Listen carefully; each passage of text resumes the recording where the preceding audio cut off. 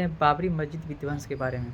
आखिर 6 दिसंबर 1992 को अयोध्या में वह सब हो गया जिसकी सबको आशंका थी, लेकिन कोई ऐसा होता देखना नहीं चाहता था, फिर भी ऐसा हुआ। एक अतीत, एक इतिहास जिसे उस दिन का वर्तमान इतिहास होते दिख रहा था। उस घटना की कसक आज भी ताज़ा है। चारों तरफ धूल ही धूल है थी। यहाँ कोई आंधी नहीं चल रही थी, लेकिन यह मंजर किसी आंधी से कम भी नहीं था। अपार जनसैलाब से यही भ्रम हो रहा था, इससे कोई फर्क नहीं पड़ रहा था कि भीड़ हजारों में थी या लाखों में। एक बात तो उस पूरी भीड़ के में भी था, वह जोश और जुनून।